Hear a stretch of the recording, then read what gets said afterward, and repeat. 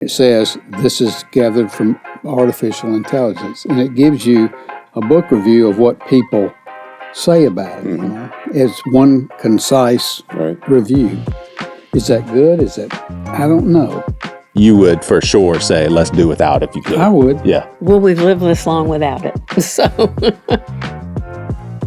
Welcome to the Intergenerational Summer Series of the Seacoast podcast. In this 9-week series, you'll hear a variety of opinions and convictions on subjects like technology, AI, church unity despite political differences, parenting, cultural issues, and everyday life. 3 groups, each of similar ages, record 3 times each to discuss the same topics. They'll listen in on one another's conversations, reflect on what they hear, and chime in on how their own experiences have shaped their views. As you'll soon hear, though, despite some age-related chemistry in each group, everyone has their own opinions on the issue. The common ground they all share, all 3 groups are connected by humanity as a given, their faith in a redeeming God, and a desire to follow Jesus. I'm Lynn Stroy, and today you'll hear from our Boomer group. And maybe we should call this group our Boomer with an asterisk group, as we also have our dear friend Susan Chapman, who aged out of the Boomer generation by less than a year. Her husband is here too for one episode, as one of our regular Boomers couldn't make this one. You'll find that although technically from the silent generation, Roy and Susan relate greatly to their Boomer peers. Speaking of Roy and Susan, let me tell you a little bit about the silent generation. These people were born between 1928 and 1945, making them 80 to 97 years old today. This generation is known for civic duty, loyalty, discipline, and sacrifice as they were shaped by the Great Depression and World War II. They are seen as often overlooked in the generational discourse, but carry irreplaceable lived wisdom on perseverance, community, and faith through hardship. Also in this group today, the Boomer generation, who were born between 1946 and 1964 and are now 61 to 79 and are known for optimism, hard work, institutional trust, and social upheaval, i.e. civil rights, Vietnam, and counterculture. They define much of modern American work culture and consumerism, often associated with home ownership, career identity, and traditional faith structures. The potential of replacing critical thinking. Sure. Yeah. Because this thing, artificial intelligence, can point you to an answer. There's probably just an aggregation of several, thousand answers and make you feel like that's the right thing to do. Exactly. So I don't think I'll ever use it to replace judgment and decision making and things of that sort. But I'm starting to use it more for outlines and just really data input more than anything else at this point. Yeah. It's frightening. It's really scary. Mm-hmm. Yeah. That was Pastor Brian Lewis. Brian has been a part of the Seacoast family for 21 years and has served as a pastor for 11, leading the men's and seniors ministries. He and his wife, Andrea, have been married for 32 years and have one daughter. Originally from Atlanta, Brian is passionate about global missions and has served in Kenya and Honduras. He enjoys traveling, having visited 42 states and 6 continents, and he spends his free time cooking, tackling DIY projects, and golfing. I had no idea how people can spend all their money on these games. I thought, games were like you buy it and you play it and that's it. But no, you buy tokens, And it's all make-believe. And it's all make-believe. And you buy cheat codes and you do all this stuff to win more dopamine. Yeah. And that's all you're winning is dopamine. You just heard from Joe Riddle. He's been a part of the Seacoast family for 25 years, lived in Charleston his whole life, and a general contractor for 37 years. Married to Carol for 29, he has 2 kids ages 34 and 27, and 2 grandkids almost 4 and 2. In his own words, he's just a guy who loves Jesus, loves his family, and loves his church. There used to be car phones, and we used to say, why would we want a car phone? We get in the car to get away from the phone. Did not like it. Well, they didn't last long because then cell phones came, and then, of course, they took off. I admit, I'd use his, and that's about it. Mm-hmm. So y'all share a cell phone. We share a cell phone. I love it. I'm of the old school where I think 16's still too young to drive a car. We got enough cars on the road as it is right now. Why can't we make it 18?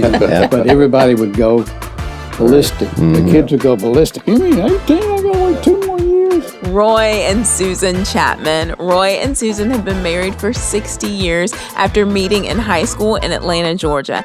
They have 2 children, a son and a daughter, and they proudly claim their daughter's husband as their son, saying he is heaven sent. Together, they have built a legacy centered on faith, family, and community. After years of raising their family and building a life across multiple states, they landed in Somerville.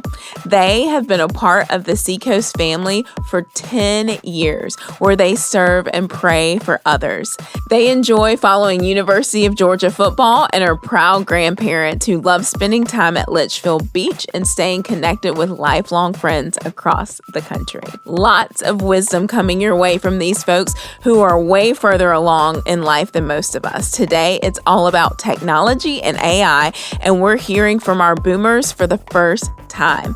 This 3rd episode of our series will wrap up our discussion on this subject, and next week, our Millennial and GenX hybrid group will kick off our 3-parter on church unity despite political differences, Christian nationalism, and racism. Not the most lighthearted of topics, but certainly lots of good insight from people of all ages. But first, let's hear from the boomers on what they think about AI and technology.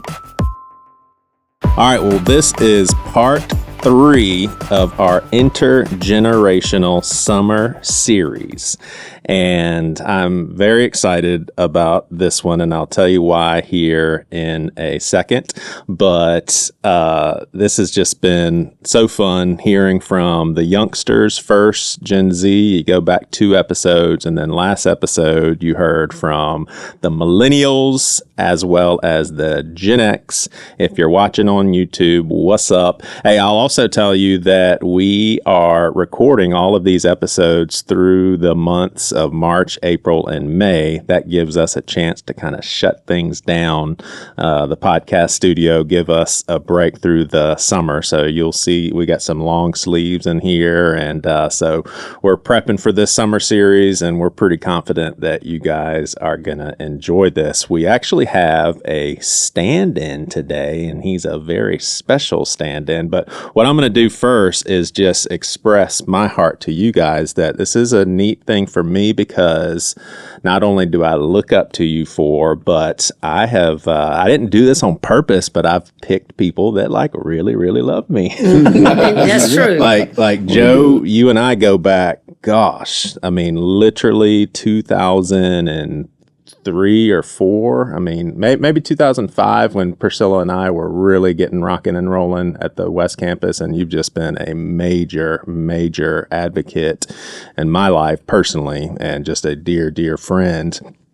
Sandy Stafford, who is not with us for this first episode, but you will catch her for the next 2. She's not too far behind Joe as far as going back. You'll hear from her and her story as to how she actually got connected to Seacoast. It's wonderful. Brian, you and I really got to know each other a lot on Israel, and we're here on staff together. And unless you're just making things up, I think you really love me and are an advocate in my life. I do, Joey. Yeah, I appreciate it. It's always it. enjoy to see you. And then these 2, Roy, and you told me I could call you Susie, right? You can. Miss Susie and Mr. Roy. May. These may be the number 1 podcast fans of this podcast. I think just possibly they're paid. Award for them? Or anything? Oh, yeah, there's a trophy coming. Thank you. That was my question. Yeah, it should be coming. The trophy should be coming. Cash is okay. Yeah, but seriously, these guys stop by where we call it the Glass Box on Sunday mornings. It's right there where people are walking by Sunday services at the Long Point campus, and these 2 stop by pretty regularly to see how I'm doing and tell me that y'all are praying for me. Amen. And here's what is kind of neat is when I reached out to you, Miss Susie, about being in the Boomer group, you said, I don't know if I can do that because you're born right before. 3 days before. 3 days. 3 days. And then are you a little bit older than your wife? I'm 81, so yeah, I'm a year older. Gotcha. So I thought it would be neat before we set you guys loose and hear y'all's takes on stuff. But I thought it would be neat to actually go back in time a little bit. So with Mr. Roy and Miss Susie, this would be called the silent generation, and sometimes called the lucky few. This generation was born during the Great Depression and World War II. They were named silent for their tendency toward conformity, stability, and working within the system rather than rebelling. Go back in time, and it's the greatest generation called the GI generation. This generation came of age during the Great Depression and fought in World War II. They are recognized for their fortitude, sacrifice, and civic duty. Now, check this out. As of early 2026, it's estimated that there are fewer than 100,000 to 150,000 left. Wow. And there's six. This is mind-boggling to me. This like sets me in a place of World War II was bigger than I can possibly wrap my mind around. 16 million Americans served, and there's only 45,000 left. Right. Yep. That is nuts. Yeah. 16 million. Yep. And then includes go. my dad. He Yeah. was a World War II vet. Yeah, my grandfather. And then go back one generation, and these guys are all gone. They were born from 83 to 1900. It's called the Lost Generation. This generation came of age during World War I and was defined by the disillusionment of that era. So let me ask, we'll just start. So we're wrapping up the first 3 episodes of technology, artificial intelligence, and all of that. You guys are for sure the oldest generation to interact with all of this stuff, and y'all have spent the most time of all of our contributors. You spent the most time of your life not having this stuff. But I made somewhat of I think a pretty bold statement to say that the technology addictions, the always on your phone sort of thing, at least what I have viewed and what I have seen, it runs through all the generations. And I'm curious what you guys think. I lumped y'all into it. Like we say, oh, these youngsters, they don't know what it's like to be off their phones and everything. Yeah. I see that across the board personally. Yeah. Yep. I agree with that. I think I use the excuse that it's out of necessity, that I'm always connected, that I've always got my phone out. I do a lot of communicating through it, and people reach out to me. As a pastor, I feel like I have to respond a lot of the time. So that's part of my excuse. The other part of it is addicting, and I really have to discipline myself not to click over to social media and see what the latest feed has to say, or man, I tell you what, until recently, games that I like to play and things like that, I had to take those off of my phone. Yeah, I just avoid them. They're such time wasters. Because they're made to be addictive. But then the other excuse I have for that is they say they're good for your mental capacity, and they prevent things like Alzheimer's or dementia, things like that. So I may be missing out on some medicine, that I ought to be taking through my gaming and stuff like that. But I took them off the phone. They just waste too much time. Yeah. And I think for me too is I don't do tons of scrolling right before I go to bed, but I do a little bit. And I did literally as of last night, I decided and I learned this from David Sherdewan in last episode. He said that he's got a go-to book that he spends his last waking hour of. And I've got to do that because I was sitting there watching the Celtics beat up on I don't remember who they beat up on. As long as it wasn't the Atlanta Hawks, it's okay. Yeah. But I was sitting there and my body was relaxing. I was like, oh man, it's going to feel so good just to go to bed. I just feel myself, coming down from the day. And then I scrolled for 2 minutes and I didn't feel that way anymore. Like it literally set my system off. Right. And I'm curious, what do you think, Joe, about you guys being a part of this too? So I just had this discussion with someone the other day. My phone has always been a tool for work. And I discussed how my first phone was mounted to the transmission hump on my truck. Yeah. And when I was on a job site, if the phone rang, it would blow the horn. And then I went through, the bag phone, and then the brick phone, and then the StarTAC, which was one of the most fantastic little flip phones ever. I never got into gaming on the phone, so I guess that's a good thing because I do like games, but I think that would probably take me down some. And for me, like at the end of every week, my phone gives a report and says what I've been on and what I've done. And it's always a hoorah when it's lower than the week before, you know. But for me, it's really been a tool, not a way of entertainment, or it's strictly. So you're better than everybody else. No, I'm not it's better cool. than everybody. No, expect that. I'm messing with you. No, I think that's admirable. I just don't. I'm not on Facebook. I'm not on Twitter. I have a Twitter account for one of our businesses, but I don't spend a whole lot of time other than work on my phone. Yep.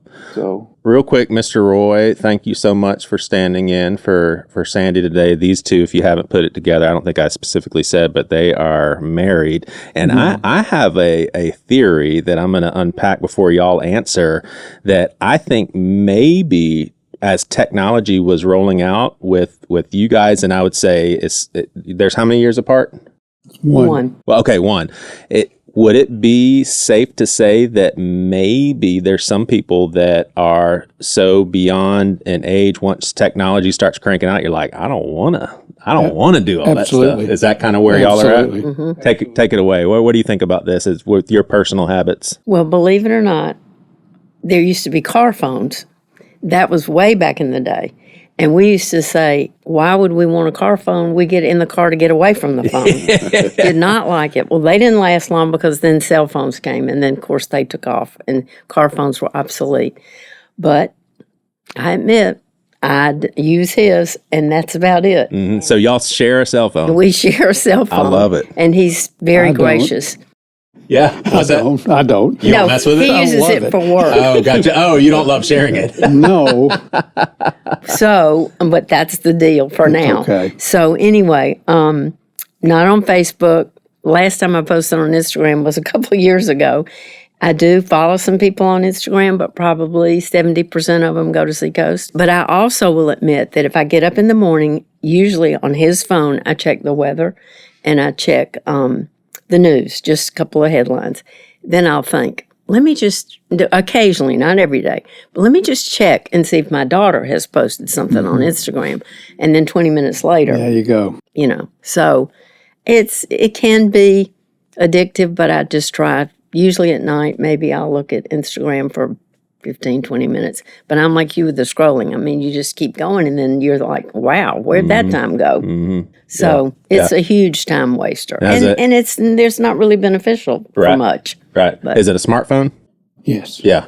Yeah. What's your use of it? Well, I'm like Joe. It was business, and I still work. So when I was traveling around, I would have to search for payphones. I had to book maps, to get me where I wanted to go, or find a payphone and call somebody. How do I get to your place? So I think the cell phone is a wonderful invention, but it is addictive, and I think it's designed to be addictive. But without GPS, without emails, without text, without all the stuff that it has, the telephone, a businessman is limited. So that has changed my function. But as my wife will tell you, I'll go to my daughter's house to eat dinner or something, and I'll leave my phone all the time. But they say, you left your phone. And I'll say, oh, my goodness. And they think, how could you do that? Well, but because people, I heard a survey one time that said, what would you, of these things, 5 things, what would you not give up? The cell phone was number 1. People will not give up. We've gone too far. Yeah. I mean, technology is great. And I remember when these phones, she does have a flip phone, guys. I mean, I do. And that's it stays in the car, by the way. Yeah, that's what she wants. And the only time she uses it is if I take her shopping. She says, I'll call you when I'm ready. But otherwise, when she likes to scroll and do stuff, she uses my phone. And when I want it, I say, are you through? But It hasn't been a problem. Yeah, I think it's minor, but it's significant enough to interject that there is a movement back to flip phones. I think a lot of younger generations are like, I don't want all these distractions. I haven't really dove into it much to actually see how significant it is, but yeah, a lot of people are wanting to get away from the distractions of the cell phone. Do you guys, is it offensive because there is a thing that people say often now, and it's like, you're such a boomer? And when it comes to technology, like, is that offensive? Yeah. Like, do you even care? It's true. No. Yeah. I don't. It doesn't bother me because I remember when these phones first came out, they would ask the men, why are you getting a phone? Well, it's for protection for my wife. She's out. She needs a phone to call me, you know. That's where it started. Everybody's got one now. It's not.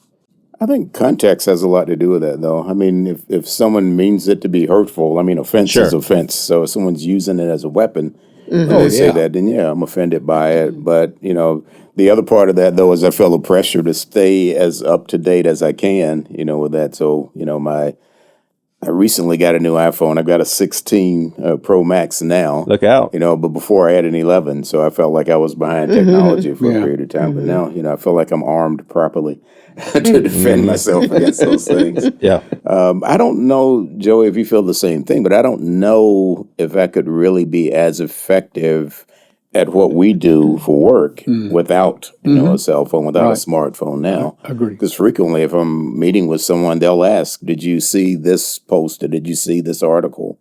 Or things of that sort. And it would be ineffective for me to say no, or I don't have access to that or something of that sort. So That's I true. feel like there is a necessity to have the technology and have it available. But using it, is another question. How do I use that most effectively? Yeah. Yeah. There's something about keeping up with the times and keeping up with culture in order to interact with it. Exactly. Yeah. Would you say that's important too, Miss Susan? I think you have to know what's going on, and you can't just hide your head in the sand. And a lot of ways to do that is either through some form of media. Yeah. But there are young people who just rely on media for everything. And then that takes away from being able to stand on your own 2 feet and think for yourself. So it's kind of a catch-22. You have to have a balance. I love that word, balance. Right. And, if you are you reading scripture on your phone? Or are you, what are you doing on your phone? Playing games, whatever. It can just be, it can be addictive. It can be damaging. It can be hurtful. But there's good about it. So it's really, It's it's a mixed bag. What gets me is a lot of times we'll go out to eat and I'll see a couple sitting at a table and they both have their phones out. They're sitting there at dinner and I think, I wonder if they're texting each other. Yeah. Yeah. I don't know. It's Ray, addictive. I'm going to need you to stop spying on my wife and I. But I agree with Susan. It is necessary today for us in business to stay connected, and that is the way, in Brian too, in the ministry, it's the way to stay connected because people text, people email, and people call you. Right. And this is you can answer them right away if you want to, or you can get it later. Also, notice when you're in a waiting room or when you're standing in line at the grocery store or at the airport, wherever you might be where there are other people. Nobody talks to each other anymore. No, there's no communication. People are like this on their phones the whole time. And how crazy the trend is. Everybody goes to a place like Starbucks to be around people. Exactly. And nobody's talking to each other. Exactly. Another thing that we as older people am not into, we went to the airport. We haven't flown in a long time. We went to the airport to fly somewhere, and everybody was pulling out their phone and putting it in front of the ticket thing. Well, not us. We had paper boarding passes because that's the way we operate, And we gave them to the flight attendant, and they scrolled it or whatever they do. But everybody, you go to a grocery store, and people stick their phone in front of the Cash register. computer thing, I'm just not there. I think that's awesome. I love being able to do that. Yeah, but I'm just not there. I'm not either. I still carry these things called bills that I pay for my groceries with cash. For a second, I thought you were going to say a beeper, and I was like, no, you don't, Joe. No, you don't. The beeper disappeared a long time ago. I can still remember my beeper number. I mean, like it was yesterday. It's kind of a cash thing, and I know I'm a dinosaur when it comes to that. But I don't know. There's something about it that still gives me that sense of I'm doing the right thing by not using a credit card to buy a pack of gum or to, get groceries. You probably spend less in the long run. I think than so. if you used a credit That's card. what they say. That's what Dave Even Ramsey if you says. use a credit card and pay it off. Right. Yeah. So I use a credit card kind of like a debit card. Like the credit card statement gets paid off every single That's month. what we do. And for me, you get that bit, like especially with the Costco credit card, you get a hefty amount of free money. Basically over $1,000 by the end of the year. So that's the incentive to me. I use a debit card. I don't use a credit card, so I feel like I'm spending cash. Yeah. Yeah. So that's how I overcome that, I think. Yeah. Well, let's assess this younger generation. Did y'all enjoy listening to the Gen Yes. Zers and Millennials and Gen Xers? Yes. Yeah. Yeah. Especially the Gen Z. I was just so impressed with those young people. They were great. Yeah. Yeah. It's so weird being a 48-year-old. I'm like, such sweet kids. Right. They are those. They're just so You're such a sweet kid. They're too, just so Joe. oh, yeah. You're a sweet kid. Do you see me as a sweet kid? Yeah, Thanks, I Joe. do. Thanks, I do. Joe. That's crazy. So the older I get, the older kids are going to be. Like watching NBA yesterday, they're talking about Jordan Walsh on the Celtics. I think he was celebrating his 24th birthday. I'm like, I'm twice his age. He's a little kid. Like I'm at an age now where most NBA players are kids to me. That is nuts. All right. Well, I'm going to read through this Instagram post that I thought was very informing, and I'm gonna read it quickly, and I want to get y'all's take on it. It says, if your child is Gen Alpha, so that means born 2013 to 25. None of my kids are Gen Alpha. My youngest is 2012. You cannot raise them the same way we were raised. I wholeheartedly agree with this. Their nervous system is growing up in a completely different world. Now, as far as what all this says, I would say I generally agree, but I want you guys to communicate pushback as much as you want to give it. It says Gen Alpha is the first generation that has never known life without screens. Constant information, constant stimulation, constant input. Their brains are developing inside a faster environment. These aren't spoiled kids. They're children growing up in a high stimulation world. Their brains process more information in a day than many of us did in a week. Their nervous systems are used to speed, fast, bright, instant, which means waiting feels harder, repetition feels exhausting, boredom feels like stress. Screens aren't the real enemy. They are simply the strongest stimulus of this generation. The real problem, their brains rarely get recovery time. And I think this is where parents come in. After screens, their nervous system needs a return to the body. Things like movement, water, food, real human connection. Without this reset, overstimulation builds. That's when parents see the sudden meltdowns. Everything seems fine, then an emotional explosion. Not misbehavior, just a nervous system that never paused. Gen Alpha children often have more words for emotions than previous generations, but fewer tools to regulate them. They feel deeply, they just don't yet know how to hold these feelings. Logic rarely works first, connection comes first, then explanation. A calm adult helps regulate a child's nervous system before any lesson can land. What doesn't work? Shouting, pressure, because I said so. I personally don't think any of those were super effective. What does work? Predictable rules, calm presence, emotional safety. Authority becomes stability, not fear. Home must become a recovery base, not another place to perform, a place where kids can be imperfect, safe, and human. Gen Alpha children aren't too much. They are simply growing up in the most stimulating environment in history. They don't need to be broken. They need clear boundaries, steady adults, and nervous systems that feel safe. Amen. I think that's kind of on point. Yeah. And I think that, so I believe that Gen X were the first set of parents who had to deal with this technology. And we all know as parents that with parenting in general, you get your first crack at it, and then that's it. I mean, multiple kids, but still, you're a parent, and then you're not a parent.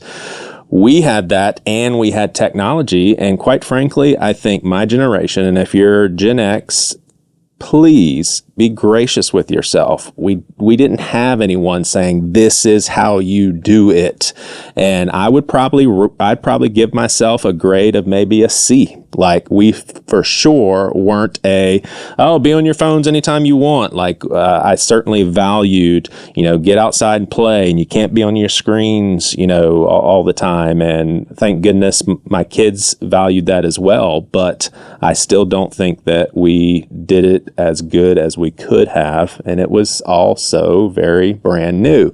But I have not adopted this perception of, man, we've got to push back against all this technology because it's ruining our brains. The ship has sailed. Mm-hmm. Now we got to figure out what to do with it. That's right. What do you guys think of all this? Turn it around. Yeah. Turn the ship around. Yeah. I think I agree with you, Joey, but what if we are on the front end of evolution? I believe our parents said the same thing about our generation. Our parents looked back and said these kids are overstimulated. They've got access to too much stuff. Television. Exactly. Mm-hmm. All those things. So I think the pace of evolution is probably increasing, but I think it's progress, air quotes, progress, because there is going to be, and there always has been, access to more than the previous generation had. And it's hard for me to imagine what the next iteration of that is going to look like, because things are coming so fast and furious now with innovation and things of that sort. But I think it may just be an evolutionary cycle that we're into, and we're experiencing it differently because of the pace.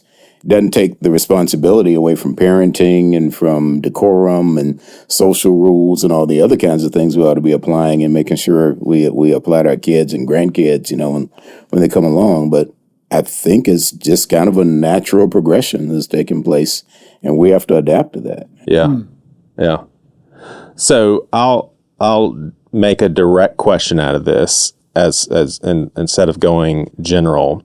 And this is something that I feel like I am processing as a parent of teenagers. Mm-hmm. I'm not worried about my kids and their balance between phone and going outside. They love going outside. My boys love to fish, for instance, and they love riding their bikes. Yes, one of them is an electronic bike. I'm like, whatever happened to pedals, for crying out loud? Yes. But they love being outside. They love the fresh air. They love when the weather's nice. So they have that taken care of. They're not sitting around the house on their phones all the time. They wouldn't be allowed to if that's what they wanted to do. What I'm questioning right now is when they are indoors, are we just in a time era where people are just going to be on a device? It eliminates boredom. They can always be looking at stuff. I agree that there needs to be a come down before they sleep, but that's what I'm kind of toiling with right now is, like you said, in restaurants. I mean, everywhere you go in public, would you say it's a problem that when you are at home, and I'm not talking dinner time and times when there should be some talking, and my kids know that if someone's talking to you, you put the phone down, you don't do this number and, pseudo pay attention. I'm not talking about those sorts of things, but just in general, sitting around the house, looking at your phone, is that just kind of where we're at, or do you all think we should push back against that? What do you think, Joe? Your kids are out of the house. Our kids are gone, and we have grandchildren now.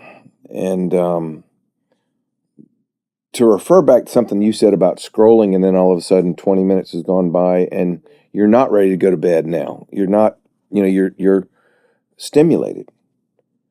We took our granddaughter to Charleston County Park for the lights during Christmas season. Wore her out. She was wore out. Well, Carol's car has those screens on the headrests in the back seat. By the time we got home, she was amped up. because I believe that it does something to the brain to get it amped up. And that's where I do believe there has to be some strong boundaries. I believe that all generations have used the TV or the Atari computer. Atari 2600, baby. That's right. Yeah. The 2600, baby. I mean, I used to go sneak the Radio Shack so I could play with it. And I remember we had Pong, Oh, by the yeah, way. me too. There was no cartridges. That was just a system. Pong, just Yep. Pong. Tank Yeah. was my favorite. Not Yeah. Pong, but I like both of That was a those. good one. So I understand that, but today it's so easy to hand a child at 3 years old your phone, and it becomes the babysitter. Yep. Or the TV. My 18-month-old grandson can already turn on the TV and find his channel. Wow. There's Wow. got to be some not roadblocks, some guidelines, some Boundaries. boundaries, because if not, they can't set them themselves. Mm-hmm. They won't set them themselves, that's for sure. They won't. Correct. Because it's addictive. It is meant to be addictive. Mm-hmm. There are studies on this and the studies carry through to their teenage years when they can't socially interact, when they're having anxiety problems, when they're having things that are just not good results. Yeah, and interesting enough, when I was talking, I was thinking teen. But I agree with you. Like, starts early. Yeah, as far as like giving the iPad as a babysitter, I would say that should be done very sparingly, because I've seen kids 2 or 3 years old having the iPad taken away and losing their minds. Yes. Like losing their minds. Like, I cannot. But you took away my life. It's so true. And so I just think that I pray that more interaction with the parent, saying, look, this is how we're going to do this, and we're going to set up these boundaries. Yes. But what I've also witnessed is the parents themselves are just as, Guilty. well, okay, you can call it guilty. You're older. Your words, not mine. Your words, that's right. Yeah. Yeah, they are. They're just as guilty. They're stuck on it. They're playing games. I don't know. I had no idea, just found out in the last 6 or 8 months, how people can spend all their money on these games. I thought, games were like you buy it and you play it and that's it.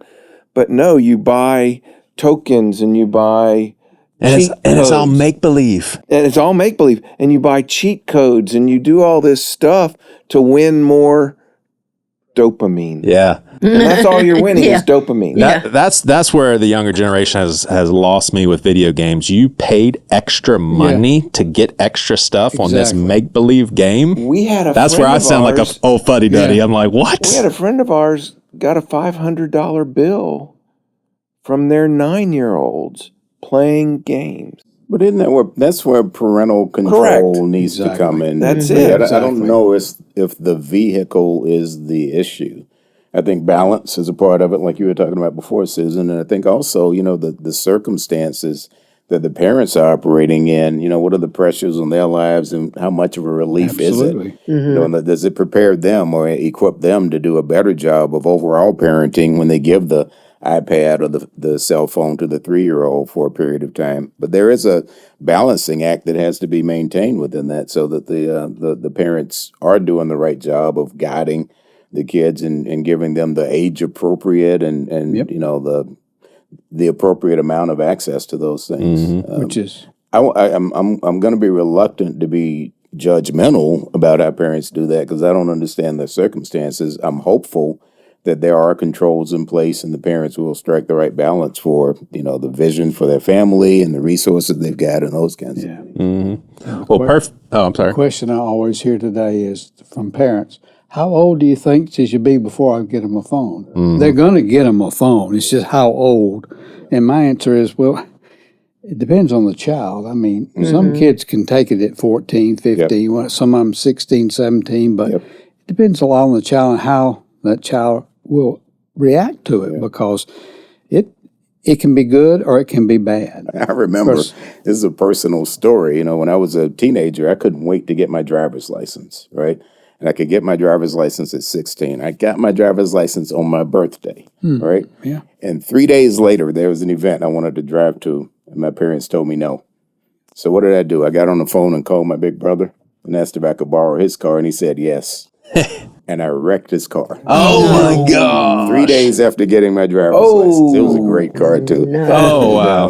And How'd your brother handle it? I got to know that part. he actually handled it better than I would have handled it. Yeah. So he was gracious Props to your about it. brother. But I think back at that now from a different perspective than when a 16-year-old. And, my parents probably knew what was better for me. Sure. So when they said no, they probably had my best interest in mind. It didn't feel like that at the time. But I think the same kind of decision-making needs to be made with devices and with our kids, when we give them access to these kinds of things. Are they ready for it? Yep. And what's the indicator, that they're ready for it? How are we going to, and then also, what are the controls we're going to put in place? How do we make sure they don't have access to sites and things that they shouldn't have access to? That's true. That's a parental responsibility. I'm of the old school where I think 16's still too young to drive a car.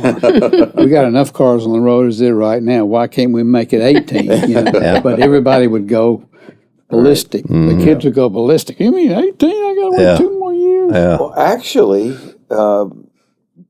we all grew up going, I can't wait to get my license. Right. Today, kids are more. Yeah, it's changing. Right. It is changing. Right. I appreciate my dad taking That's me everywhere. mind-boggling to me. I want, I don't. To us, it was a rite of passage, a freedom. Yeah. Yes. But to them, they're like, Psh, No. I'd rather have Uber. Yeah. And that's true. I'd rather have Uber for a lot of these kids. But Joey, to go back to what you read and what we've been talking about, the level of anxiety in children today and young people today has skyrocketed. Yeah, it's the anxious generation, Gen Alpha, which is 2012 all the way back, I think, to 2002. Gen Alpha, they're nicknamed the anxious generation. Well, there's a reason for that. Yeah, there is. Yeah. Let me ask you this, Miss Susie. So it sounds like you guys, or a couple of y'all, were talking case by case with when a kid gets a phone, but do you think there's a baseline of, look, under such and such age, there is no reason why a kid should have their own phone? Like, do you see there's got to be a cutoff that's kind of universal? I would think it depends on why the parent wants the child to have a phone or why the child is begging for the phone. Does the child go to public school, private school, homeschooled? And then I would say probably, if I had to put a number on it, I'd say 14 to 15, and then even let some time pass to see how they handle it before they get on social media. Yeah. Well, I think it's interesting too, because we kind of operated from this mindset of, okay, our youngest is starting to ride the bus, so he should probably have a cell phone just in case the bus breaks down or he misses the bus or something. But then I'm like, I didn't have that, and I was fine. So is that a reason? And I guess that goes into the functionality of, I don't want to say, well, let's not do that just because another alternative would be, well, there are cell phones, and it may be beneficial for our kid to be able to call us if the bus breaks down or he misses his bus. But saying that that's a need, I'm like, I was fine. Yeah. What about the peer pressure aspect of it, though? I mean, I don't think we can underestimate that as well. And is there damage that's done to a kid who doesn't have access, at least on some level, to similar things that their peers have? So what's the trade-off there? Those kinds of things. Are you diminishing them? That's a big question, because there is peer pressure, no doubt about it. Yeah. I mean, I will say this to answer that, Pastor Brian, is I've never heard of a kid that's removed from childhood reflecting back on their parents' sharp discipline and them going without when their peers weren't, regretting it and holding against their parents. I've always heard them say, I'm glad my parents did that. Wow. Okay. Yeah, I can't say I've always heard that. I've interacted with some of the people I interact with regularly in the church who feel as though they were suppressed by their parents' limitations that were placed on them. So a different experience. All right. Well, social media, totally different ball game here. You know, I think I mentioned this to the Gen Zers, but just things like when I was not invited to a birthday party, I didn't know about it. And Monday rolls around, I still may not know about it unless I just happened upon a conversation of them talking about it. There was way less getting left out. I was bullied. At least there was a big bullying moment in elementary school. When I came home, I was completely safe. I was with mom and dad. Those bullies couldn't get me.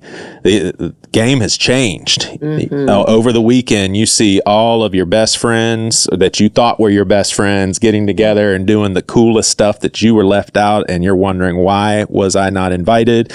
If you were bullied at school, that bullying can continue if you have your cell phone. And in fact, it could get worse.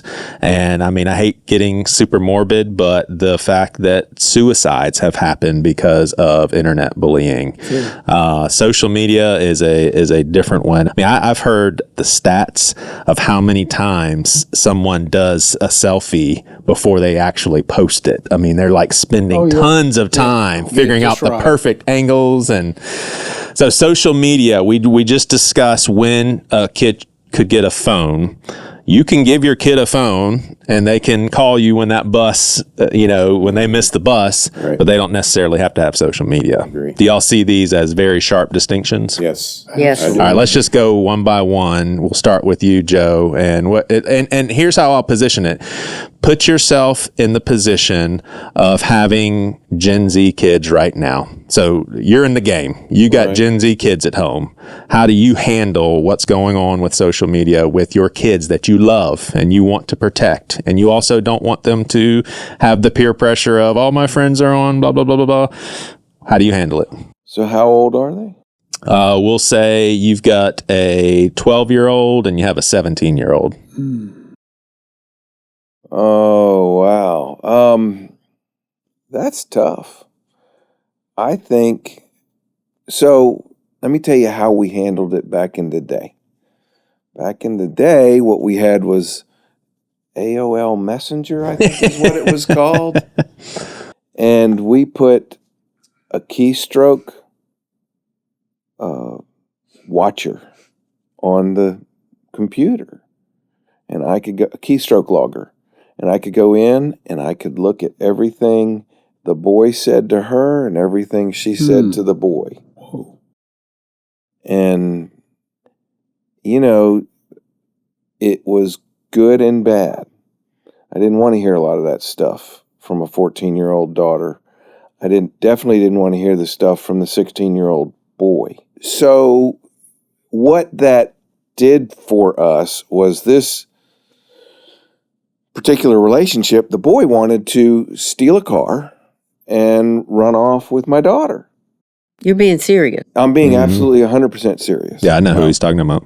Yeah, and that's scary. Heavy Scary. stuff. Yeah. So it was good that we knew about it, and therefore we used to call it, you get all the rope you want until you make a mistake, and then you get 3 feet of rope. And so I think I would want some type of controls on that phone, but I would definitely allow it with the 17-year-old. Social media also? Yes. Okay. As long as I could monitor it in some way.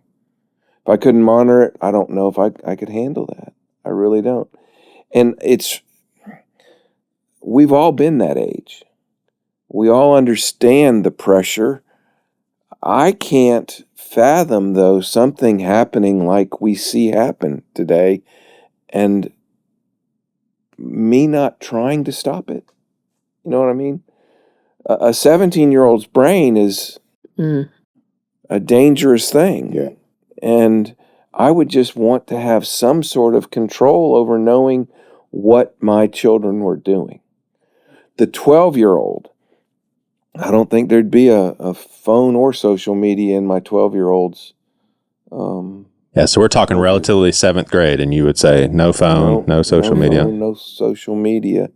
And I still believe that phones should be banned from schools.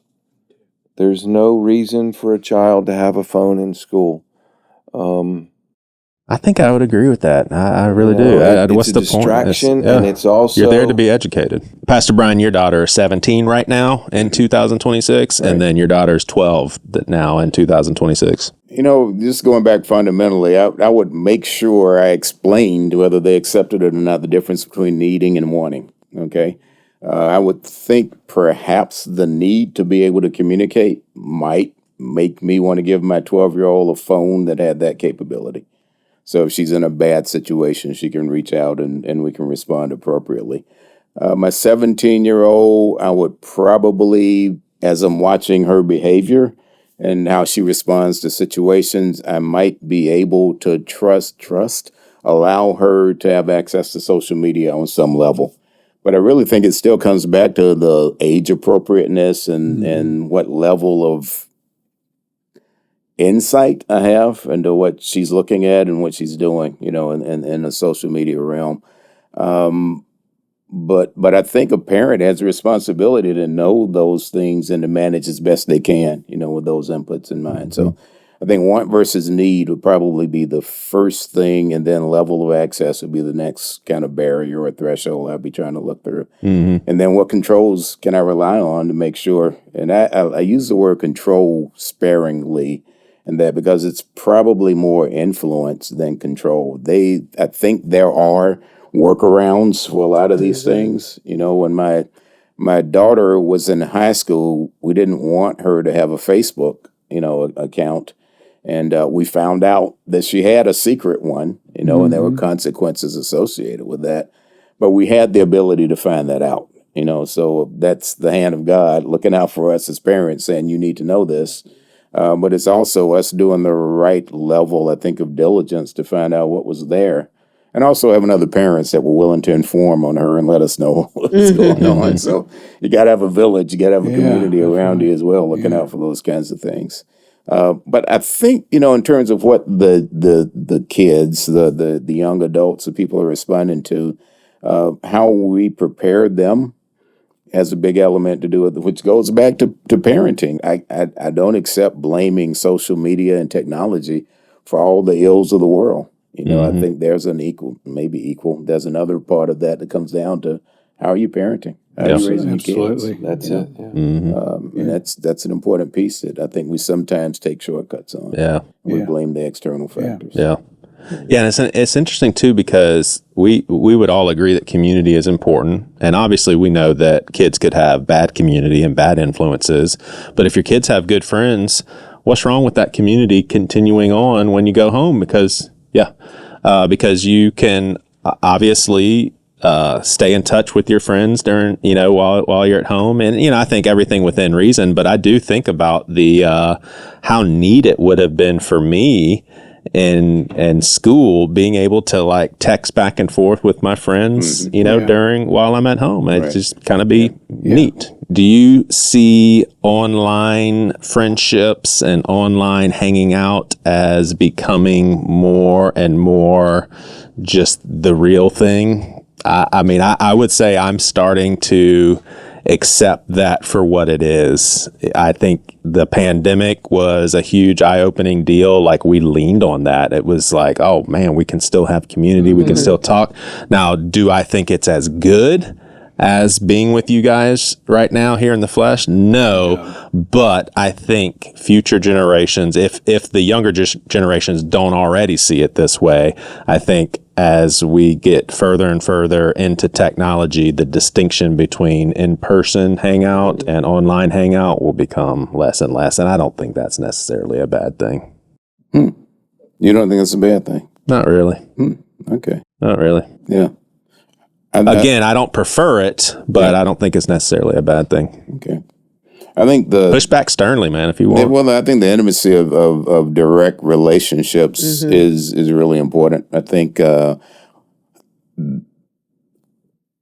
kids that are being raised now, from a value standpoint, I think parents need to really reinforce the importance of having those kinds of relationships and not the superficial online relationships that people call friendship, or call friends. I can't imagine, even if I stretch my imagination as far as I can, not being in a personal relationship, a face-to-face relationship with my best friends, or my fraternity brothers, or people that I grew up with, and it only being a virtual relationship over social media or something of that sort. And I know those are both far ends of the scale, and maybe reality is someplace in the middle, but I can't imagine being so far to one end or further along to the virtual end that we don't have the face-to-face relationships. Yeah. Well, and just to make sure you know where I'm coming from, I'm not talking about necessarily a Facebook friend where you like pictures and that sort. I'm talking about actually being on a Zoom call with someone. Like if I have a best friend that lives in Seattle, that's as best as I'm going to get is Zoom. And if I could have him come over, once a week, I would love it. Right. But I think the distinction is less and less as far as what technology is delivering on. I can go face to face. I can cry in front of them. We can share, what's going on in our lives. Yeah. And so that's sort of hanging out I'm talking about is like a Zoom. Okay. I think it's I wouldn't call it weak, but it's a lesser substitute for the face-to-face relationships. That I would agree. Zoom Bible study with the same guys is not the same as being sitting with them in the same room face-to-face. Yeah. It's just not the same. Yeah. So y'all would say that would be a not necessarily a detriment to society, but definitely an unfortunate manifestation of technology is if people started to say, like I'm kind of saying, not too big of a difference. You're like, you're missing out. Yeah, I agree. And, COVID changed a lot of things. I mean, we went to church online for a long time there. A lot of people did. Some of them didn't return. They think that's the way to do church now. And it's not the same. Mm-hmm. When we're sick or something and watch Seacoast online, it's not the same as coming to church. What about you two? How about you? You agree so far with what your husband? I just think when you have a person-to-person relationship or people in a room, you can hone in on body language, expressions, smiles, frowns, tears. You can give a hug. You can give a hug, each other. Touch each other, everything, all of that plays into it. And when it's online, especially if you can't see the person, it's just different. Mm-hmm. Now, on the other hand, I'm reading a book where 3 mothers talk about this Facebook support group they started, and it was very needed, and it's just mushroomed and is helping a lot of people. So that's a good thing. But there again, it's that word balance. It's like all of this can be used for good, and some of it can be used for evil or for not good. So and what's interesting is last episode, Sean Scapoletto could not join us in person. He joined us remotely, and then the episode before that, Layla is going to be tuning in remotely every single time. And it for sure was better to have people sitting in here. Like we missed out on it. Like as much as the insight that Layla and Sean brought, I would have preferred them to be in the room. And for us watching the podcast is better. Much better than just listening to it. It's just that way. No, it's just, it's that, one thing that came to my mind, you're talking about relationships, social media and everything. I hear so many people today that met their spouse online through a dating service. That is, to me, that's mind-boggling. Hey, this will blow your mind. I just found out from someone who's in the dating scene, they call, when you don't date online, they call it dating in the wild. In other words, you're finding people not online. They call it in the wild. So the norm is online dating. If you're not on online, you're in the wild. That's a big change. That's a big change. If I wanted to meet a woman, I would have gone to church. Yeah, in the wild. Yeah, in the wild. Joe, what do you think about virtual meeting? I as far as meeting, I mean, I can see relationship with someone, Brian, you, Susie, Roy, I can see us having that meeting, but if we don't get together, there's a big part, a component that's just missing. Mm-hmm. There's a connection. There's a... Even physical touch. And just a godly connection that is going to be missing. I mean, I've heard these crazy stories about a guy dating an AI woman Oh my gosh. and wanting to marry her. And I'm like, Don't even go there. dude, what? We are going to go. Are we going to go there? Eventually, right? Yeah, So- that's going to be a I great mean, wait. discussion. There's some weird stuff going on out there. And is it an offshoot of COVID? Or is it just a progression of technology? An Or just evolution Well, you segued us into artificial intelligence, and we're not going to go too far in the weeds, but you just mentioned the fact that someone can actually fall in love with literally. I'll borrow Jack Hoy, the grader's terminology. It's a complicated spreadsheet. You're falling in love with a spreadsheet, basically. Yeah. And so that would be one concern that I think most generations, I'm thinking about those Gen Zs 2 weeks ago, and I think they would all be like, yeah, that's not a relationship. That's not cool. I think we would all agree with that. But just AI in general, I would say, and for me, the last couple of months, I've actually really utilize AI in many regards more than I have so since its onset. And I will say that in the ways that I'm using it, it has been extremely helpful. Extremely helpful. Now, do I have limitations in how I want to use it? For sure. Like, for instance, I mean, this is kind of my bread and butter, podcasting. I don't think I've ever asked AI, hey, I have such and such guest coming up. What kind of question should I ask? Because I think it'll be trash, to be honest with you, because I like the questions that I come up with. Right. But there's certain things that aren't necessarily my gifting. And I've even asked questions about people stuff, like I was in this situation and I said such and such, what are your thoughts? And honestly, it's like some very advanced, and it's like, as a 48-year-old, I was telling a friend, I can pretty much discern what's good advice and what's bad advice. Good advice kind of challenges you a little bit. It's like, oh, I don't know about that. I've gotten some good stuff from AI. I mean, I really have. So I'm not a doomsayer when it comes to AI, but I also have my concerns for sure. So we'll let everybody. I have a first concern about it is the name, artificial intelligence. Who created us? God did. Did he give us intelligence? Yes. I just don't like it. I don't. I know that it's important because countries are fighting over who's going to be first. So it's important to the people and leaders of different countries and everything. Got to be first. Got to be first. So I'm just not. I went on something to look for a book review of something I wanted to read, and it says this is gathered from artificial intelligence, and it gives you a book review of what people say about it. It's one concise review. Is that good? Is that, I don't know. You would for sure say, let's do without if you could. I would. Yeah.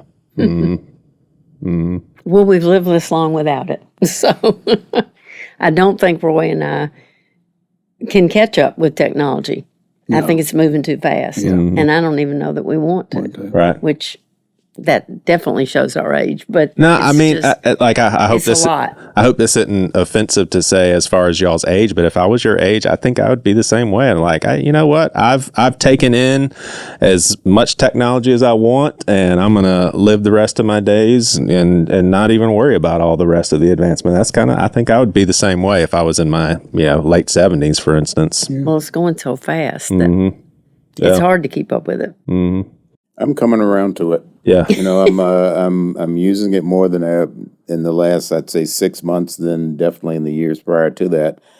But my concern is it has the potential of replacing I guess this may be an archaic term to use anymore, but critical thinking. Sure. Yeah. I think really processing information and coming to conclusions, making judgments, deciding on that basis seems to be going away because this thing artificial intelligence can point you to an answer that's probably just an aggregation of several, thousand answers and make you feel like that's the right thing to do or the right way to go. So it frightens me to that on that basis. So I don't think I'll ever use it to replace judgment and decision making and things of that sort.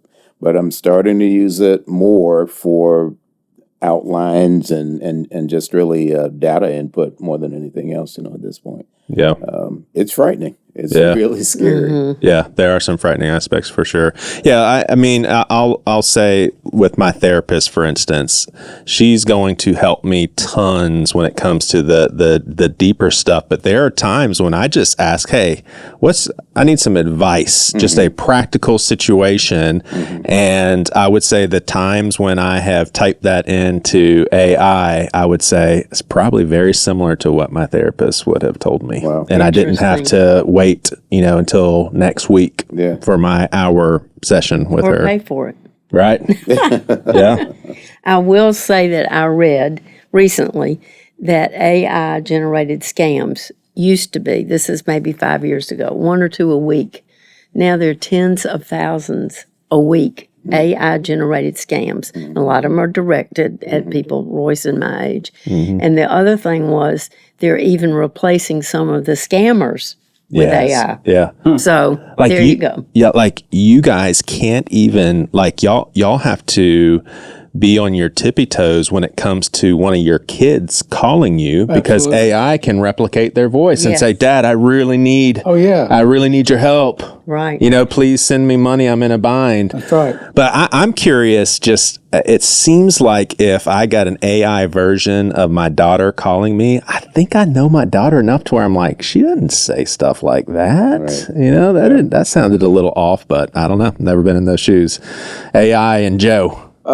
6 months, about 6 months. It's been pretty big for me. No, it's been longer than 6 months. I mean, For him. It's been around a little longer. no, I mean for me, y'all. Right. Brian said the last 6 months. Right. You said the last 6 months. We're looking for a house.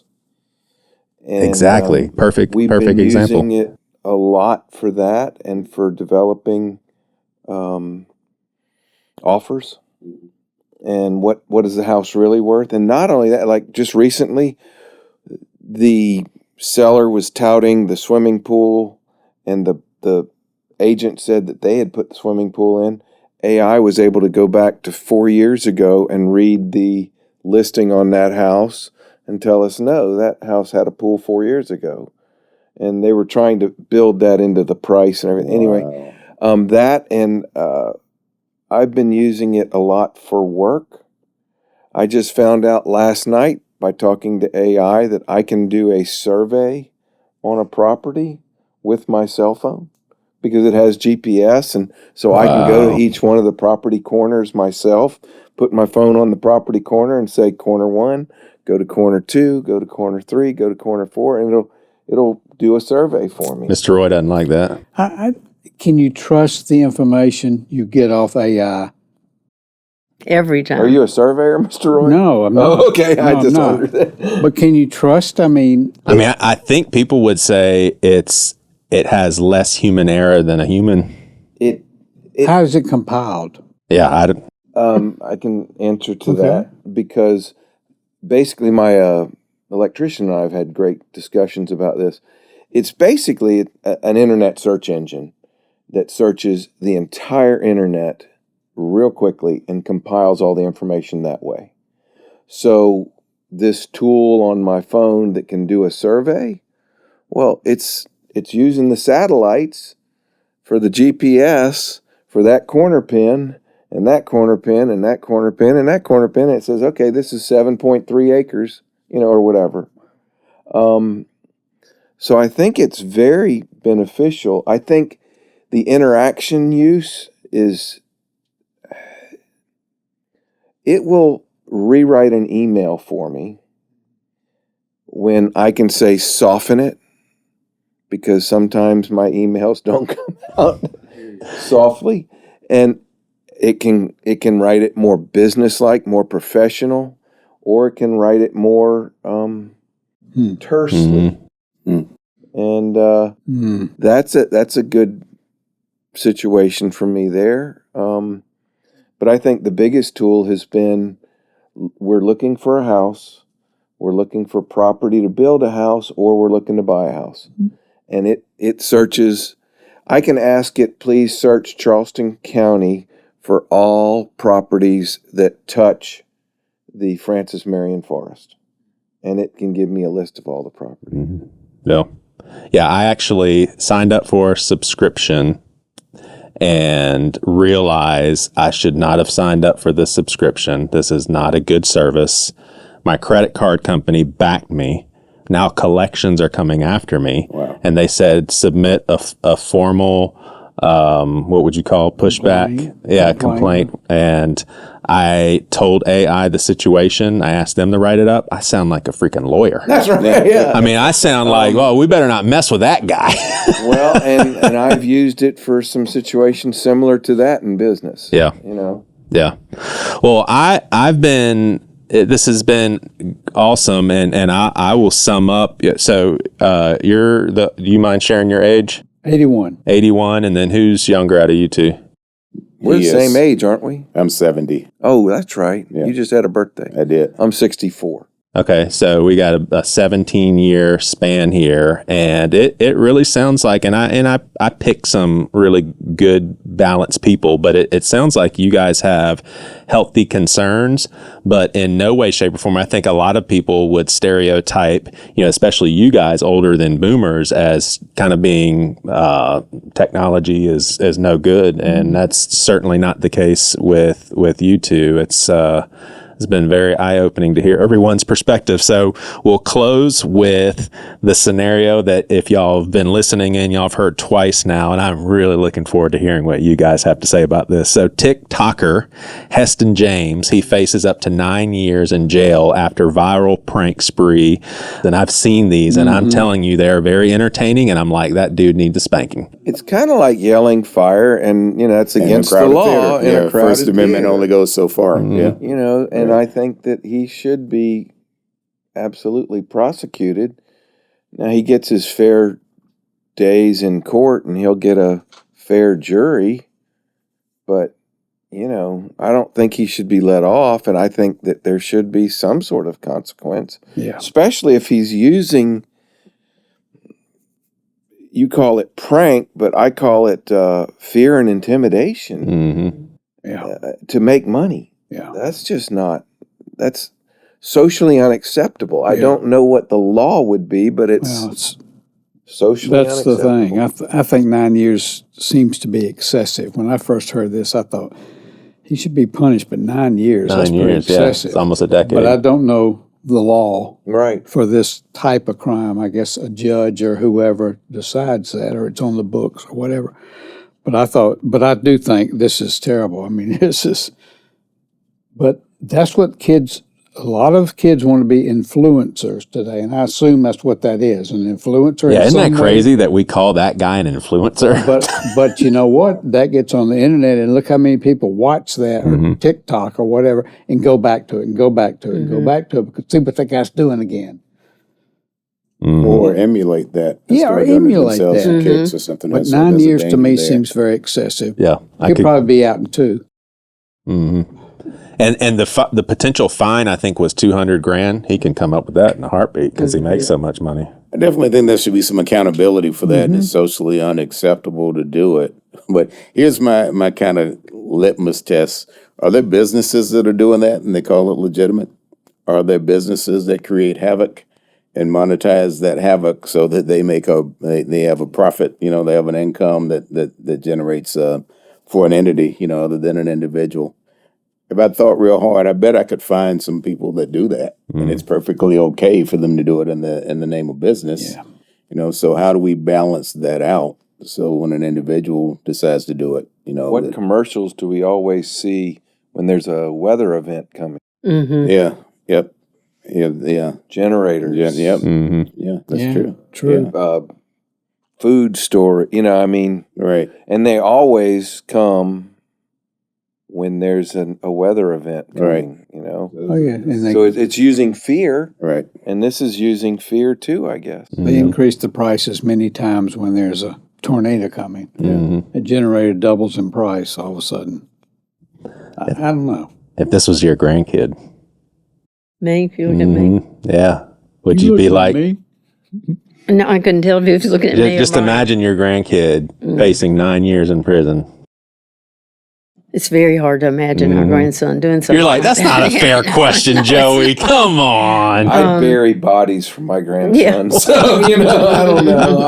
I think I'd get I him out of don't the think, country. has he already been sentenced to 9 years?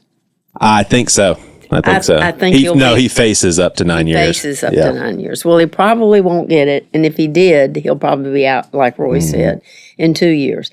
But wow, I just am trying to picture myself as a customer in one of those stores. And if that were to happen, I'd be petrified. Yeah. So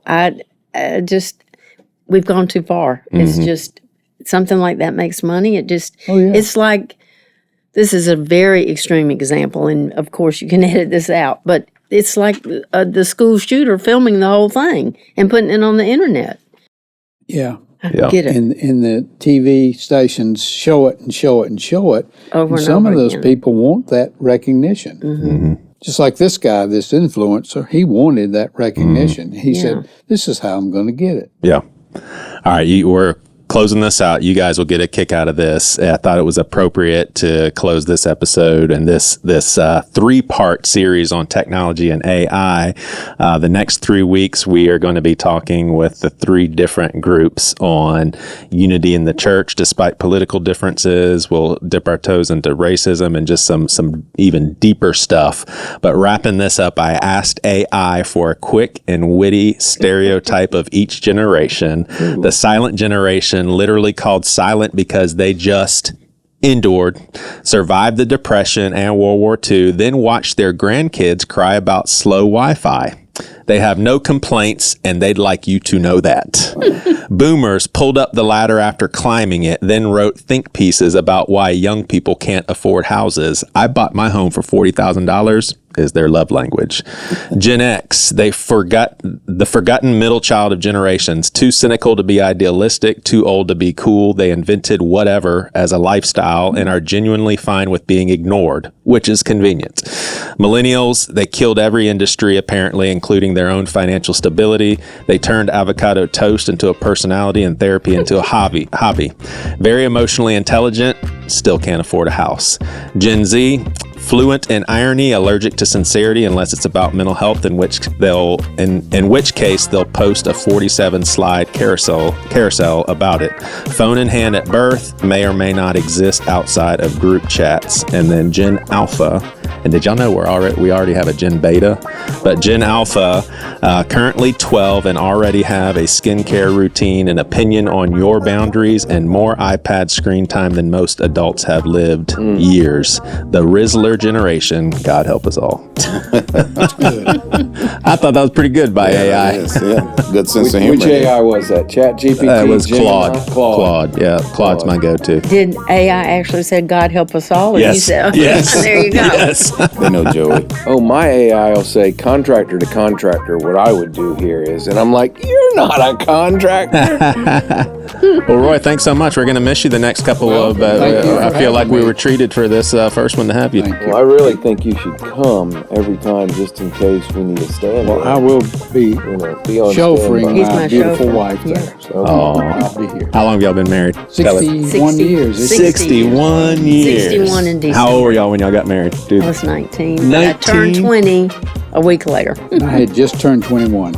Wow. Well, congrats on such a bless you long guys. marriage, man. Well, thank you. Awesome. How'd y'all meet? High school. High school. Yep. Yeah. I would like to say this. I'm a little jealous because I thought I was your favorite. Seems like Joey might be vying for that as well. I'm telling you, I think so, bro. We're going to have to enter some competition here, Joey. Looks See who like, wins this, all right, let's wins. arm wrestle right We here. have no- Ryan, Joey, get down there. No, We have no shortage of favorites. You guys are awesome. Everybody. Love seeing you guys. You've been listening to Seacoast Church Things You Won't Hear on Sunday podcast. We are now on Instagram. Go to instagram.com/SeacoastPod for your one-stop shop to interact with this podcast and chime into the conversation. You can also be a patron of the podcast and receive exclusive content and live feeds of our recordings. All of your support goes towards Seacoast ministry efforts and local presence. All of this information is in the show notes. Thanks so much for listening.